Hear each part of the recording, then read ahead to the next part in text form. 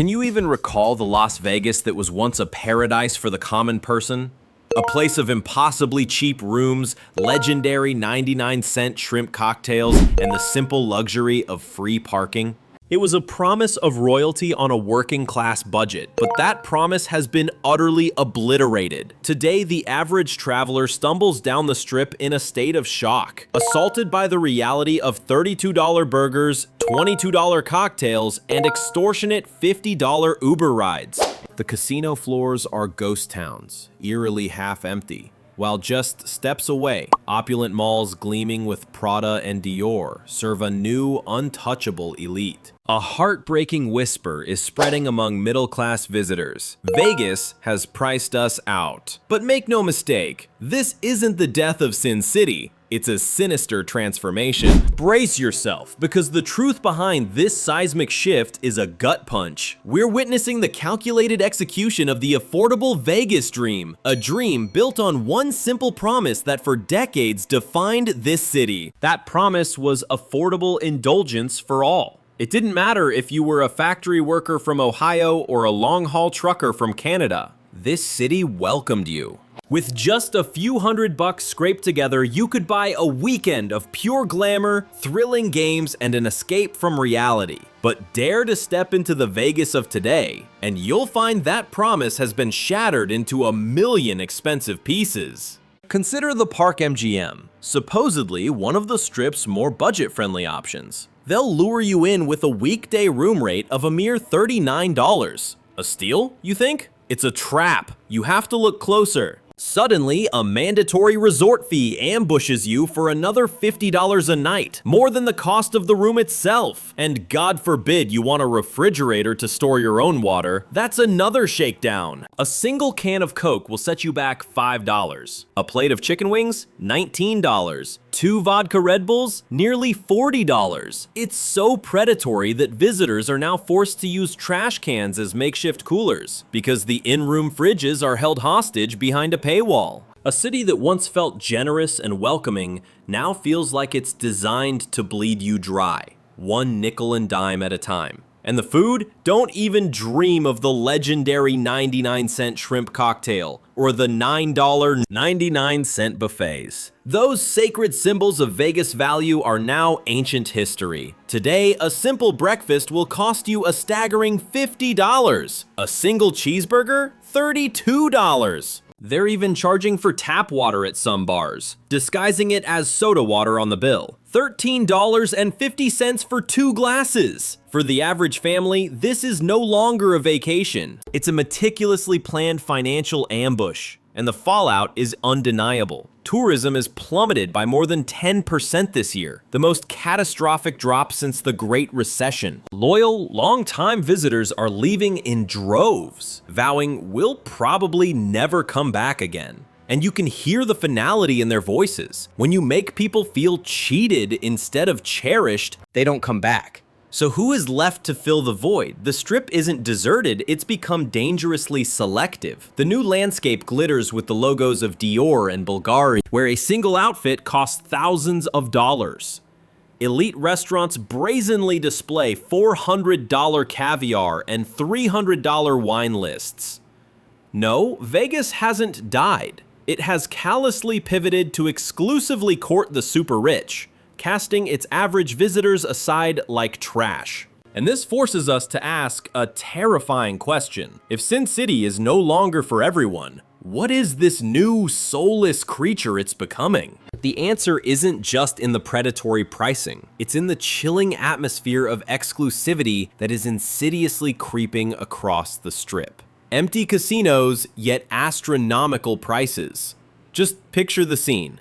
It is 4 in the afternoon on a Monday, what should be a prime time for gamblers getting their week started. You stride into the legendary MGM Grand, anticipating that electric hum of slot machines and the symphony of clattering chips. But instead, you're met with an unnerving silence.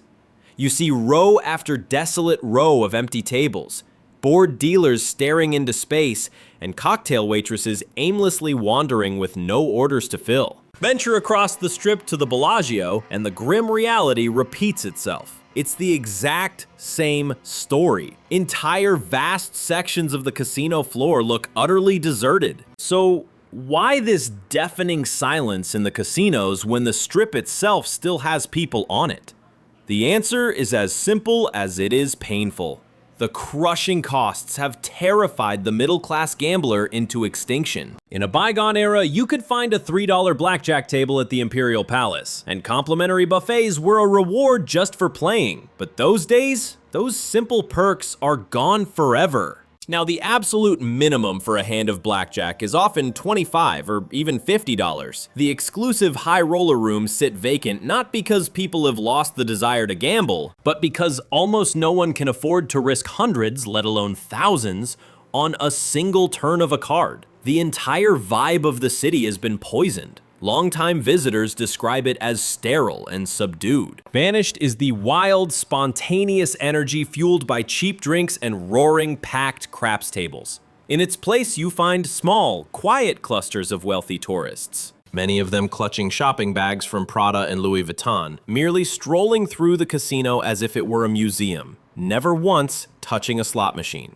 Gambling, the very lifeblood that built Las Vegas, is no longer the main event. It has been demoted to an expensive luxury add-on. And this catastrophic shift has consequences that reach far beyond the mere atmosphere. The shocking truth is that casinos now rake in less from the actual gaming than they do from exorbitant hotel rates, shows, and dining. That is precisely why a drink costs an obscene $22 at Vanderpump's Paris Lounge, and why a pathetic deal for just 2 attractions will bleed you for $55. Make no mistake, the executives aren't even pretending to care about the average person anymore. They're hunting for the mega rich, the kind of whale who drops $129 on a single shot of tequila without a second thought. But here's the insidious catch. In this mad dash to abandon the everyday gambler, Vegas is gambling away its very soul. This city was built on a sacred promise of accessibility, the dream that anyone, whether they were a king or a pauper, could walk in and take their shot at destiny. But today, the casino floors whisper a chillingly different story. Vegas is only cool if your wallet is overflowing. For the rest of us, it's become a cold, soulless void. And this creeping emptiness isn't confined to the casinos. It's a rot that spreads into the surrounding neighborhoods. Venture just a few blocks off the glittering strip, and a far more disturbing reality rears its ugly head. The cruel mirage of affordable entertainment. There was a time Las Vegas was built on one simple, unbreakable vow. Endless spectacle at a price that wouldn't break you. From the thunderous pirate battles at Treasure Island to the iconic free eruption of the Mirage volcano, the Strip was once a playground of wonders that you didn't need a black card to witness. But walk that same Strip today, and that sacred promise feels like a ghost, a forgotten legend. And let's start with the most blatant betrayal: the shows. Remember when you could snag a $30 ticket for a comedy act or a decent magic show? Now, the absolute cheapest nosebleed seats for any major act will set you back well over $100. And that's before they slap you with their outrageous fees. Want to see headliners like Adele, U2, or the Sphere's over-the-top productions? Prepare to cough up north of $500 for a single ticket. Even the smaller niche acts, once the saving grace for travelers on a budget, have been ruthlessly dragged into this premium experience racket. For an average couple, the price of one single show can now eclipse the cost of their entire hotel stay. Even the things they dare to call attractions have been co-opted by this luxury grift. Just look at the Slotzilla zipline downtown, a staggering $69 for a few seconds of flight. Or a simple game of novelty golf at Atomic Golf. Even with a 50% discount, you're still looking at nearly $50. And what about those legendary $9.99 steak dinners? Vanished. Replaced by $50 plates of greasy appetizers and insulting $24 meatballs. For countless families, the dream of a fun vacation has devolved into a nightmare of financial shock. And what about the free spectacles that once defined this city's spirit? They're being systematically dismantled. The iconic Mirage volcano, a literal beacon of free Vegas magic, is scheduled for total demolition. Other beloved strip-side shows have been neutered or bulldozed to make way for yet more luxury retail. So instead of fire, wonder, and thunder, you get the cold, sterile glare of Dior and Prada storefronts. And make no mistake, this transformation is anything but accidental. The corporate suits are deliberately hunting a new breed of tourist, the one who will shell out $22 for a single cocktail and $400 for a spoon of caviar without flinching. In their eyes, Vegas is no longer about accessible thrills. It's about manufacturing exclusivity, about building a walled garden of sophistication designed specifically to purge the middle class. But here lies the catastrophic irony in their scheme. By systematically stripping away every last shred of affordable fun, Las Vegas is betraying and alienating the very people who built this desert empire. So where do these exiled visitors go? They're now flocking to cheaper, more welcoming havens in overlooked towns, just beyond Sin City's greedy, glittering walls. Then there's the outrageous price of just getting around. There was a time when Las Vegas welcomed you before you even placed a bet. Parking, unbelievably, was free. Shuttle buses were affordable, taxis were plentiful and reasonably priced. Moving through the city wasn't supposed to be part of the gamble. But today, transportation itself has become a rigged game of financial roulette, and the tourist is guaranteed to lose every time. Consider the rideshares and taxis. A simple trip from the Strip to Fremont Street, a ride that takes barely 15 to 20 minutes, can now cost you an obscene $30 each way. For a family of 4, that's $120 just to go out for dinner. And those airport runs, once a simple $10 to $15 cab fare, now routinely spike into the $40 to $50 range, and that's before the dreaded surge pricing kicks in. For anyone trying to watch their wallet, the cost of just moving around is crippling before they've even seen a slot machine. Even parking, for decades a sacred and untouchable freebie in Vegas, has been hijacked by cold corporate greed. Now, almost every single major resort on the Strip demands payment for self-parking. You can now expect to be gouged for $15 to $25 a day, and if you're forced to valet, brace yourself for a punishing $30 to $50 charge every single night. A simple weekend trip can now cost you an extra $100 or more just for the privilege of parking your car. For the locals who used to be the lifeblood of this city, this change is a particularly vicious slap in the face. The barrier to entry for the average person has never been higher. And while the city parades its so-called futuristic solutions like Elon Musk's ridiculous loop tunnels, those remain laughably impractical and utterly limited. The vast majority of visitors are still held hostage by extortionate ride shares, suffocating buses, or grueling sweat-drenched treks across mega resorts connected by a labyrinth of baffling pedestrian overpasses. What should be a liberating experience devolves into a nightmare of friction. The inevitable consequence? The victims are talking, and the warnings are spreading like wildfire across forums and YouTube comments. A staggering $30 to park, a $40 ransom for a rideshare, $50 just to move from one place to another. The verdict is in, no thanks. These cries of outrage reflect something far deeper than mere annoyance. They reveal a fundamental, sickening shift in perception. The chilling sense that Vegas no longer values accessibility, but instead worships a cold, elitist exclusivity. And once the journey itself becomes a soul-crushing ordeal, the destination's magic begins to tarnish and fade. This is precisely why even the most loyal devotees are now desperately seeking refuge in alternatives just beyond the Strip's grasp. They're fleeing to places where the simple act of moving isn't treated like a punitive luxury tax. But this catastrophic erosion of trust doesn't end with taxis and parking. For many, the ultimate betrayal is found at the very heart of Vegas hospitality. We're talking about the food. Dining here has been twisted into a blood sport for the wealthy. Food was once the great equalizer in Las Vegas. It didn't matter how badly the tables had bled you dry. You could always drown your sorrows in a dirt cheap buffet or that legendary 99-cent shrimp cocktail. That sacred promise of value wasn't just about filling stomachs. It was the lifeblood of the entire Vegas brand. Today, those culinary bargains are a fossil, completely extinct. They've been replaced by price tags so obscene, they leave the average visitor utterly stunned and speechless. Just consider this.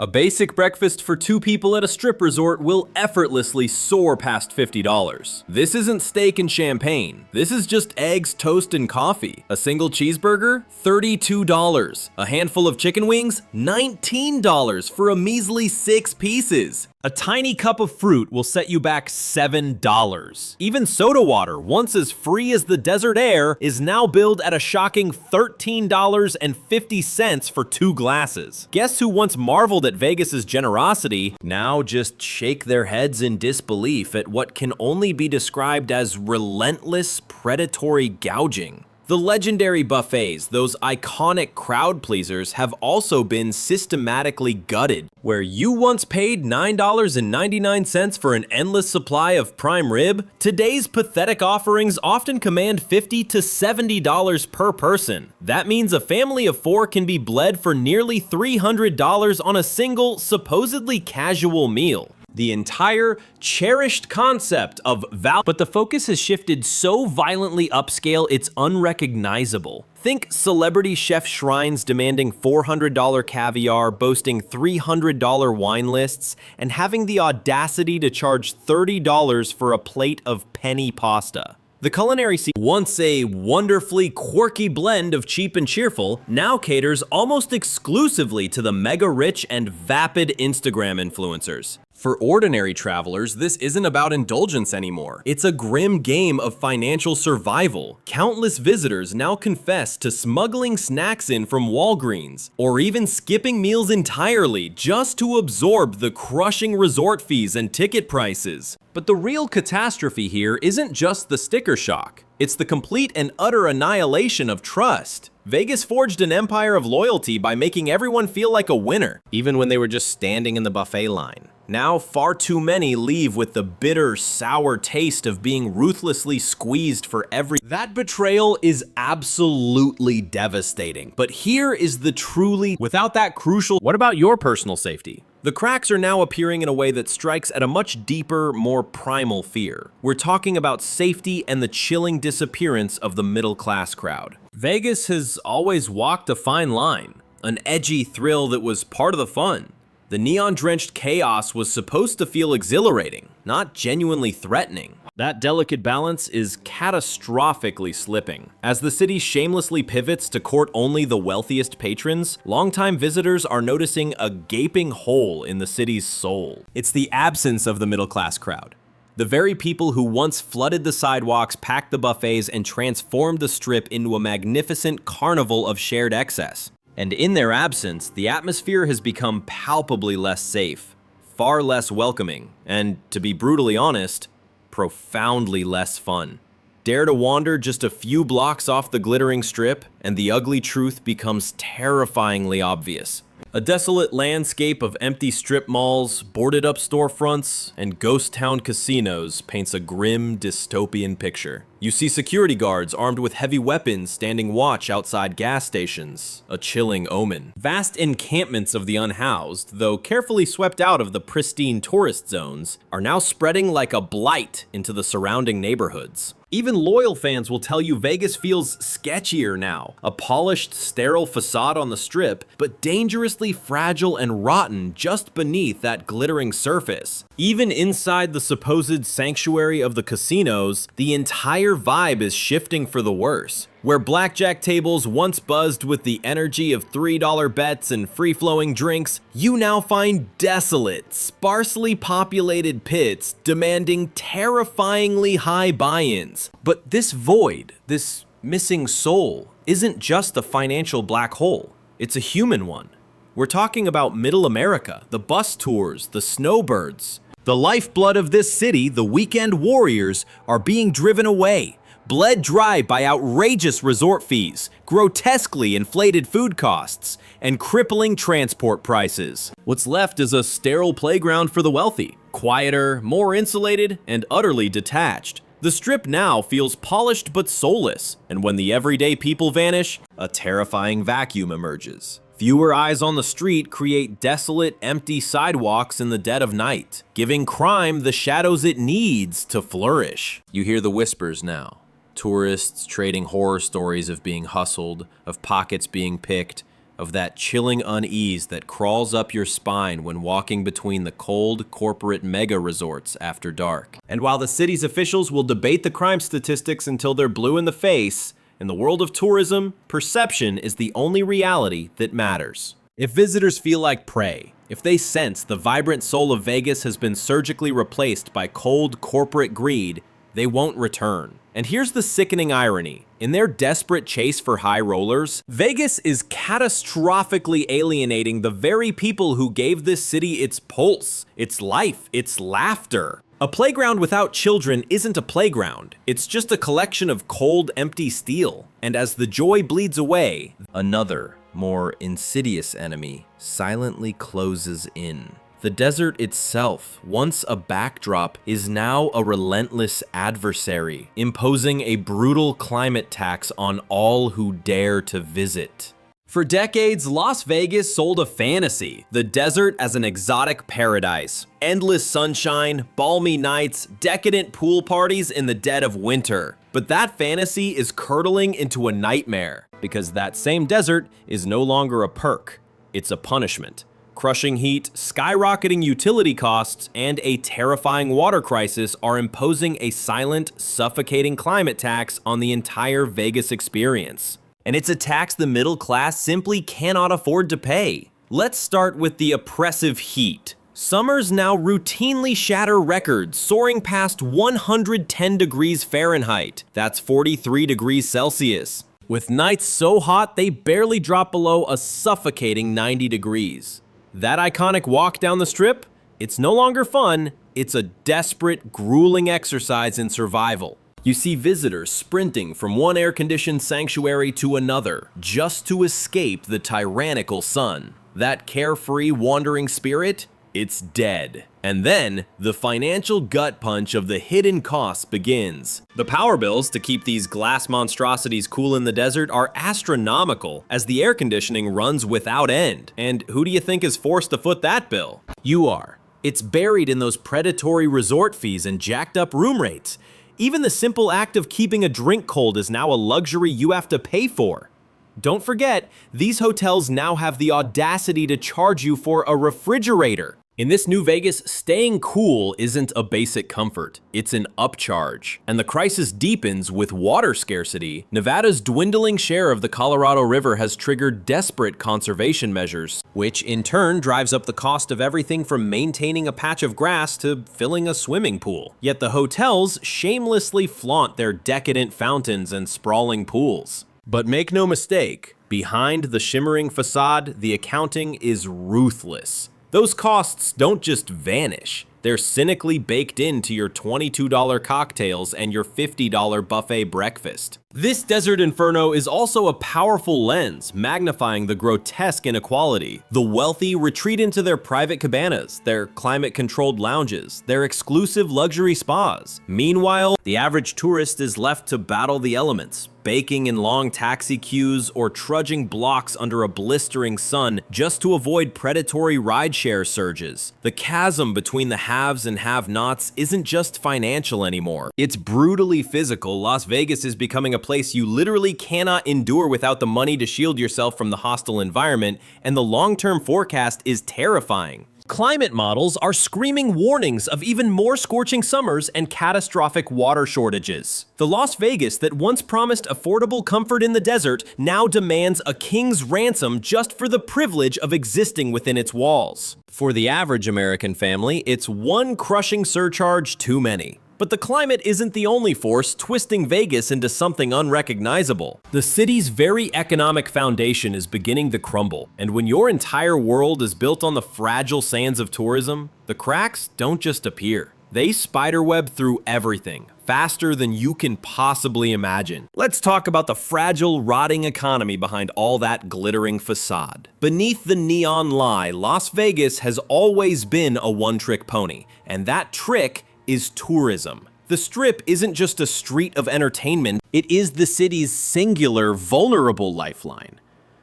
But as the world changes and the costs spiral out of control, that dependence is transforming from a strength into a catastrophic liability. And as always, it's the regular people who are the first to suffer.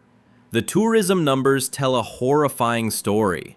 This year, visits have plummeted by more than 10%, the sharpest, most terrifying decline in over half a century. A drop even more severe than the one during the 2009 Great Recession. This isn't just a local problem, it's a global crisis. Canadians are still seething over trade disputes, and Latin American families are justifiably fearful of American immigration policies, while countless Asian and European travelers are choosing to simply stay away. Throw in the explosion of online gambling, and suddenly, the terrifying reality hits.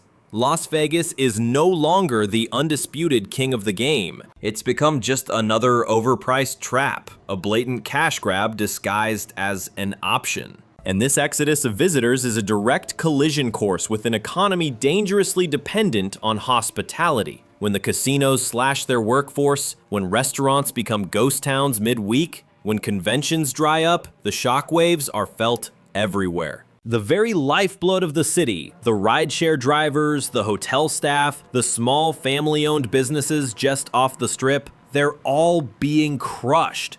And the horrifying result? A wasteland of decay. Entire neighborhoods are being gutted, leaving behind skeletal remains of shuttered storefronts and desperate for-lease signs, all while billion-dollar monstrosities loom just blocks away. Meanwhile, the jobs left behind are a cruel joke. The average wage is frozen at a pathetic $26 an hour, a pittance that doesn't even begin to cover the astronomical surge in housing and rent. The very people who built this city, who accepted modest pay for the promise of an affordable life, are now being suffocated by California-level costs without a fraction of the income. For the working class, the so-called city of dreams has become a nightmarish city of debt, and hanging over it all is a terrifying, ever-present threat. If another catastrophe strikes, a recession, a climate disaster, or God forbid, another pandemic, this city has no safety net. Built on the single fragile pillar of tourism, the entire economy could shatter into a million pieces faster than a faulty slot machine goes dark. But do you think the ultra-rich visitors care about this house of cards? Of course not. They fly in, burn through cash, and jet out, completely oblivious. But for the actual people who live here, this terrifying uncertainty is just one more reason to abandon ship. And at the rotten core of this catastrophic transformation lies the most devastating cultural betrayal of all. I'm talking about the complete erosion of the community roots that once gave this city a soul, turning it into something more than a disposable playground. A city unmoored, adrift. This final, fatal blow isn't just about the money. It's about the very identity of Las Vegas. For decades, this city was a living, breathing community. A home for workers, for families, for retirees and dreamers who forged a real character far beyond the neon glare. But today, that sense of belonging is being systematically dismantled. What's left is a glittering, hollow corpse.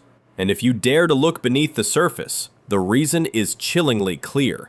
Vegas has become a revolving door, one of the most transient places in the entire country. The system is designed to chew up workers and spit them out.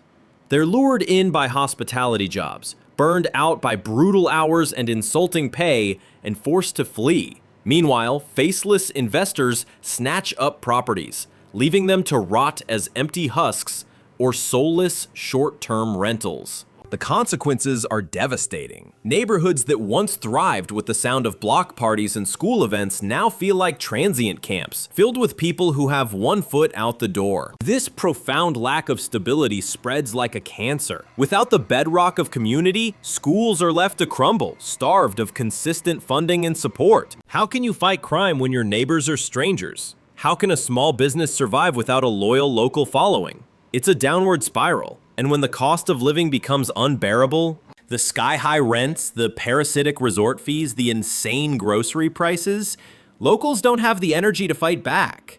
They are forced into exile, packing their bags and leaving their home behind. And don't think for a second that tourists don't notice. The old Vegas crackled with a contagious energy, a pride that locals had in their city.